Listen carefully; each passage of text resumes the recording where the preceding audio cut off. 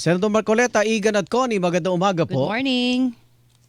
Igan, Connie, Apo. magandang umaga sa inyong dalawa at sa ating mga tagapakinig. Okay, eto kanina, ewan ko na-monitor niyo po, Senador Tolentino, wala daw parang dapat ng pagdebatihan. Nasasaad sa Republic Act 12064, Philippine Maritime Zones Law, at nasa konstitusyon, ito pong mga nababanggit na Kalayaan Island Group, Senador Marcoleta. Tama naman yun, Igan, Connie. Ang nagiging problema lang kasi natin, yung pagtatangka natin na i-drawing na nga natin ng West Philippine Sea, na yan nga ay nagsimula doon sa presidential decree pa ng dating Pangulong Marcos Sr. Oo. Na yun naman ay binasag nung arbitral ruling dahil sabi niya hindi niyo pwedeng i-enclose yung sprat list, sabi niya ganon. Pero dito Arnold, Connie, gusto ko munang bigyan ng emphasis na hindi teritoryo ang problema. Okay. Kasi yung KIG, kahit pagbalik-balik ta rin natin ang pangyayari, atin na yun kasi tayong naka-occupy doon. Opo. Hindi yun ang issue. Ang issue ay yung problema kung paano natin i-drawing ang West Philippine Sea. Kasi sabi doon sa presidential decree at saka doon sa later law na ginawa natin, Oo. kailangan isama yung mga maritime rights ng Kalayaan Island Group. Mhm. Ngayon, ito yung nagiging problema, sabi ko nga. Kasi pag dinrowing mo yun, dahil sa layo ng Kalayaan Island Group, na lumagpas ka ng higit sa 200 nautical miles mula sa ating EEZ, ma-appropriate natin yung tinatawag na high seas. Yung high seas ay isang bahagi ng malaking karagatan na walang nagme-may-ari, kaya tinawag na high seas. Hindi natin pwedeng i-enclose yun nang hindi natin na-appropriate ang malawak na karagatan ng high seas. Pinagbawalan ang Pilipinas, maging ang China pinagbawalan, hindi nyo pwedeng i-enclose yan. Ngayon, tumalima tayo dun sa arbitral tribunal, kaya natin inamend yung Presidential 1596. Ang ginawa nila, inalis natin yung box. Kasi dun sa dating presidential decree ng dating Pangulong Marcos Sr., gumawa siya ng 6 na boundaries doon. Binax niya yung Kalayaan, yung sprat list. Sabi ng tribunal, hindi nyo pwedeng gawin yung kasi magkakalayo ang mga features. Lalabag kayo sa Article 7 at saka Article 47 ng UNCLOS. Ngayon, ang ginawa natin ngayon, inamend natin. Inalis natin yung box pero nanatili ang pag-occupy natin doon. Pero ang tubig lang ang pinag-uusapan natin, Arnold. Tubig lang tubig lang. Sabi ko, tama naman yun sapagkat sabi ng tribunal, lahat ng mga features na ino-occupy ninyo. Sa ngayon kasi, Arnold, Connie, ang ino-occupy natin, 4 na features. Ito yung Parola, ito yung Pagasa, yung Kota, at saka yung Lankiam K. Ngayon, dahil mga batuhan ito, sabi ng tribunal, nag-generate sila nung tinatawag na territorial sea. O di yung 4 na yung kailangan nating kunin yung territorial sea. 12 miles from their baselines. Pero meron tayong hindi ino-occupy pero kine-claim din natin. Oo.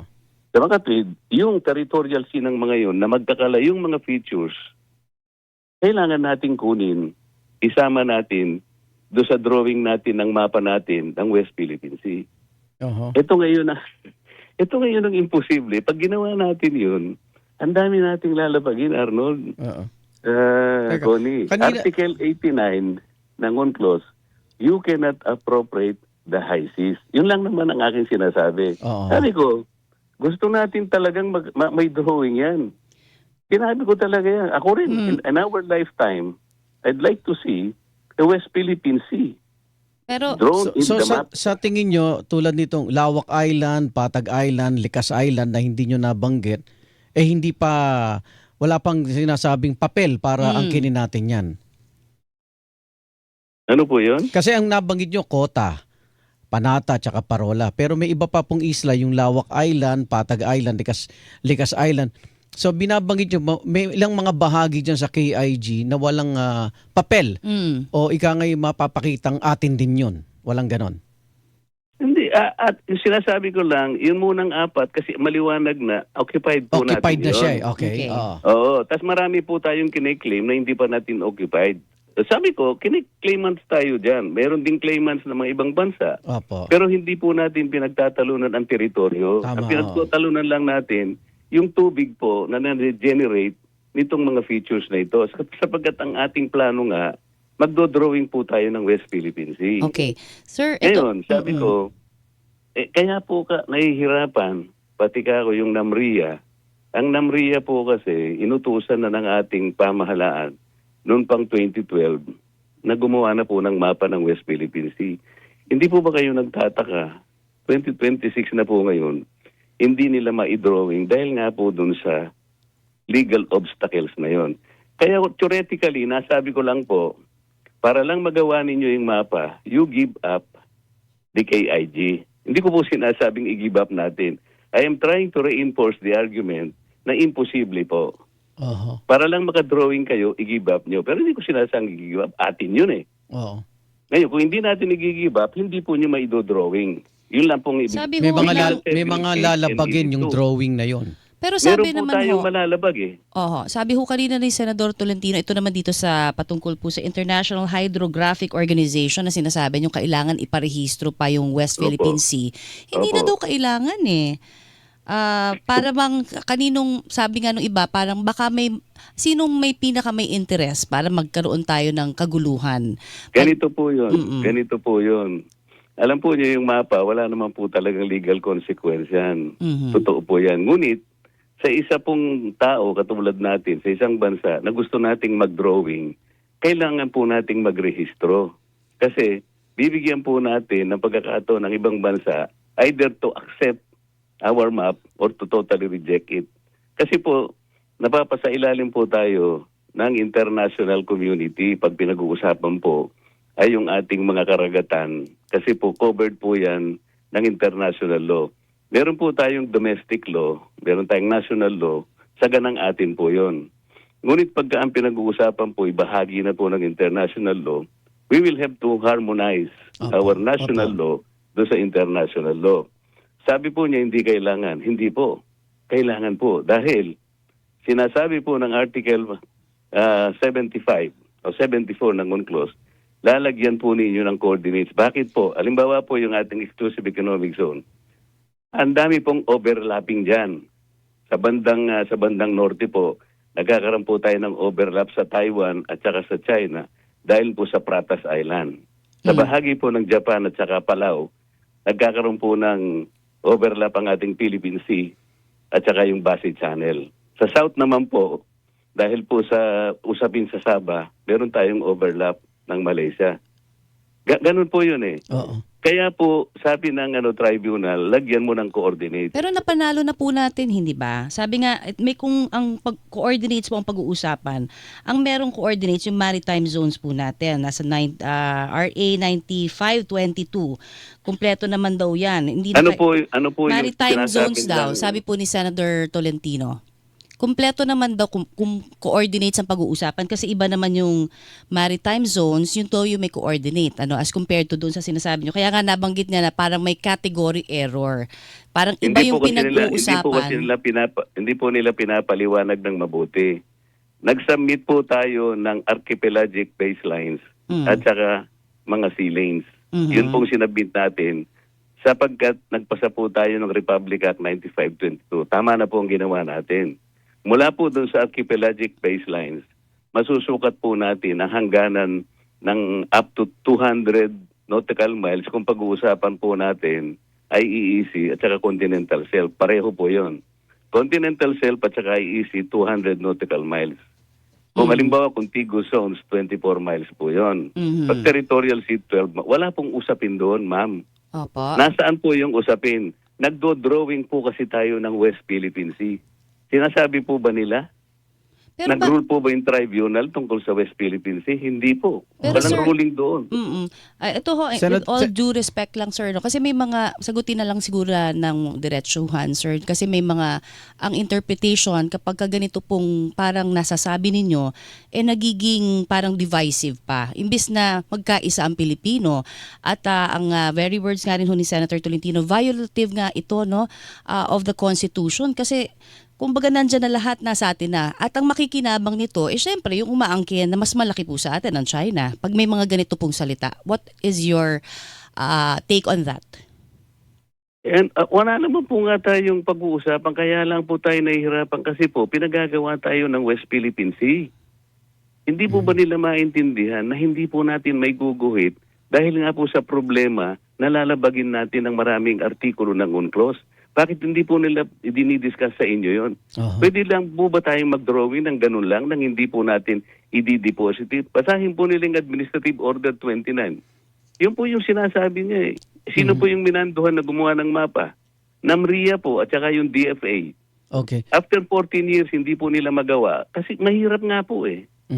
Ngayon, dinidefine lang po namin. Gusto ko lamang nating malaman, i-define natin sa pamagitan ng coordinates kung talagang may do-drawing natin dahil nga napakalaki ng babanggain po nating mga obstacles sa international law sa pamagitan ng UNCLOS. Ba't ayaw po nilang aminin yun? Ngayon, pinalalabas nila yung theoretical proposition ko lang, o para hindi kayo mahirapan, may drawing natin, i-give up nyo yung KIG. Hindi po ganun ang aking gustong gawin. Pero ngayon, kiniklip nila, ini-splice nila, nitpicking ang ginagawa nila. Kasi sinasabi ko, gusto kong i-give up ang I am only trying to dramatize and reinforce my argument na mahirap po talagang i-drawing sa harap po ng maraming legal obstacles. Yun lang ang punto doon. Senador, theoretical lang po sa akin, pero sinasabi nila ngayon. Pinaanghang nila pati mga kababayan natin sa KIG na ako traidor, ako'y ganito, ako'y ganito. Nasa naman po yung katwiran doon? Hinahanapan ko lang naman po ng legal basis ang pagdodrawing natin. Sabi ko nga, gusto ko ring makapag-drawing kayo, kaya nga interesado rin ako dyan kung paano natin gagawin. Okay. Senador, sundan ko yan eh. Paano tayo makapag-drawing nawawala na yung give up? Kumbaga, nandun pa rin yung KIG. Ganito pwede po. ba? Sige. Pwede. Halimbawa, mag-drawing po tayo ng West Philippine Sea, halimbawa, sa hangganan po ng ating EEC. Pagkatapos, makiusap tayo po sa international na hydrography. Meron pa po kaming isang teritoryo doon po sa may outliers po ng high seas. Pero yan pong ang aming pong mga kukunin diyan ay yung mga territorial seas po ng aming mga sinasakupan at saka po ng mga kine-claim po naming mga features diyan po sa Spratly. Sa Makatwid, meron tayong West Philippine Sea 1 at saka West Philippine Sea 2. Hindi lang po natin kasi pwedeng i-connect dahil masasakop po natin ang kalipunan po ng high seas na bawal po. Sa Makatwid, meron tayong West Philippine Sea 1, meron tayong West Philippine Sea 2. So ngayon wala pang ganon? Siguro po, yun ang workout ng NAMRIA. So pero wala wag po natin i-connect na isang West Philippine Sea dahil lalabag po tayo. So ngayon nga wala pang ganon? Wala pang ganon na kinikilala yung KIG? Hindi po, kinikilala natin ang territory ang problema yung pag-drawing lang. Atin po yan. Huwag po tayong magkakamali. Atin po yan. Ilalaban po natin yan. Sabi ko nga, hanggang sa huling patak ng dugo natin, ilaban natin. Dahil tayong occupant po dyan. Ngayon, ang pinag-uusapan po kasi, yung tubig lang po doon. Yung katubigan lang po. Huwag po tayo makukompuse. Meron pong territorial sea po na na-generate ang lahat ng mga features na inoccupy natin at kine-claim natin. Ang mahirap lamang po pagdugtongin natin. Okay. Yun po yung pinakapunto. Yung sabi nga ho ni Senador Tolentino just now, no, nung ating pong na-interview kanina lang, pasok naman sa ating EEZ, ito pong Kalayaan Hindi Island po niya Group. siguro napansin. Ma'am, ganito po ang sabihin natin, kaibigan po naman natin. Hayaan po ninyo pag nagkausap kami. Tingnan po ninyo yung memorial na sinubmit natin sa tribunal noong 2012. Ito po yung nag-umpisa tayo noong 2012, panahon ng Pangulong Pinoy. Nag-submit po tayo ng memorial. Ang isa pong annex dyan, yung pong volume 2, tinawag po ng Pilipinas na Atlas of Features. Tayo po ang nagbigay ng distansya Alam po ninyo yung Pag-asa, ito po yung tinatawag na T2. Ito po yung 247 nautical miles away from our Hindi po ako nagsasabi nito. Yung pong atlas na sinabit po ng Philippine government. I-review ko lang po. Tingnan po ninyo yun. Okay. At Ito kung po. titingnan po ni Senator Tolentino, madali po. Meron pa po isang picture dyan, 247 nautical miles away from our EEC. Tinanong ko nga po yung kapitan nung kami po nasa CA. Alam po nyo, nakakalungkot, Ma'am Connie. Hindi po pala nila alam. Nalabas po ng EEC yung 4 na features. 4 pa lang po yung sinabi ko. Meron din pong mga features ang Spratly na nandun po sa EEC natin. Pero ang sabi Tatanggapin ko ho, po yun. nilinaw na ho ni Senator Tolentino na lahat ng yan sa pinakahuling iniakda niyang libro na pasok yan eh. Ano ho ang inyong masasabi? Hindi nga po eh. Ang arbiter po rito yung atlas Okay. of features. Tayo po ang gumawa nun. Tayo po ang naglagay ng distansya. Hindi po ako. Ang Philippine government. Okay. Kunin po niyo yung volume 2. Parang annex po ng ating memorial na sinabit sa tribunal. Okay. Para wala pong usapan. Senador, Yun po yung arbiter. nakapanayin po namin, Senador, si former Justice Antonio Carpio. Meron po siya minumungkahi kasi parang yung mga argumento mo raw, ine-echo ang posisyon ng China. Mag-apply ka na lang na foreign agent daw. Maamyandahan yung batas. Ganyan naman po sila pong magsalita eh. Oo. Sinasabi niya pa, kailangan sabi niya na suriin natin, i-revise natin ang Foreign Service Act. Opo. Baka may mga tao kanya nagtatrabaho sa China ng palihim Opo. at binabayaran ng gobyerno ng China. China. Nakalimutan ni Justice Carpio, yung anak niya mismo nagtuturo sa University of Beijing. Unahin niyang imbestigahan ang anak niya dahil siya yung nakikinabang doon sapagkat nagtuturo siya sa Beijing. Sinasabi niya, tinatanggap niya yung aking hamon pero nilagyan niya ng limitasyon. Aha. Sabi ko, pwede po ba na huwag tayong maglagay ng limitasyon para sa kapakanan ng ating taong bayan? Malinawan liligyan mo ng limitasyon ng West Philippines. Napakalawak, napaka-comprehensive and far-reaching subject. Aha. Ang limitasyon pong binigyan niya ganito. Pag-uusapan po raw namin, dahil sinabi ko raw po, there is no such thing as West Philippine Sea. Hindi man lang niya gustong balikan, ba't ko sinabi yun? In the context of international legal order, yung international community, hindi po niya nare-recognize ang West Philippine Sea hanggang ngayon. Tayo lang po sa pamamagitan ng ating mga batas. Ang problema niya, hindi niya ma-reconcile yung national law and international law. Okay. So, Senador, para matapos na to, hindi ka traidor at pro-China. Yun ang mga text sa amin ng ating mga nakikinig. Sila po ang traidor sapagkat hindi nila pinapaliwanag po. Ako po, ang sinasabi ko lang, palakasin natin ang ating claim. Okay. Lagyan natin ng legal foundations ang claim natin. Huwag kayong magdadadakdak nang hindi pala ninyo nalalaman. Yun lamang si Senator Lacson eh. Akala nyo tinuturo pala sa isang kurso sa ating mga eskwelahan na pangsundalo. Na yun daw pong Calayan Island Group, dinonate po sa atin nung taong nangangalang Tomas Cloma. Opo. At pagkatapos po, yun po daw ay pinormalize ng arbitrary tribunal. Maliwanag pong kasinungalingan lahat ito eh. Unang-una po, nang magdeklara ng Freedom Land Declaration at ng issue ng Notice of Claim si Mang Tomas noong 1956. Alam po ba ninyo kung ilang bansa ang nag-object doon? Ang Amerika, United Kingdom, ang France, ang Japan, ang China, including our country. Alam po ba niya yun? Okay. Sir, At ito. bakit po nag-object pati yung bansa natin? Hindi po totoo ang nag-discover si Thomas Cloa, hindi siyang kauna-unahan.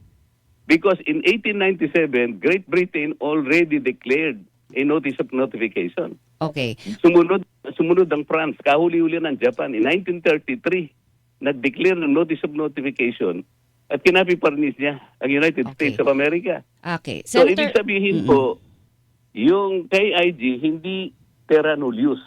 Ang terra nullius po, isang teritoryo na hindi pa na-occupy at hindi pa na-discover. alright. Senator, Ba't ganun po yung sinasabi at pinormalize daw po ng International Tribunal?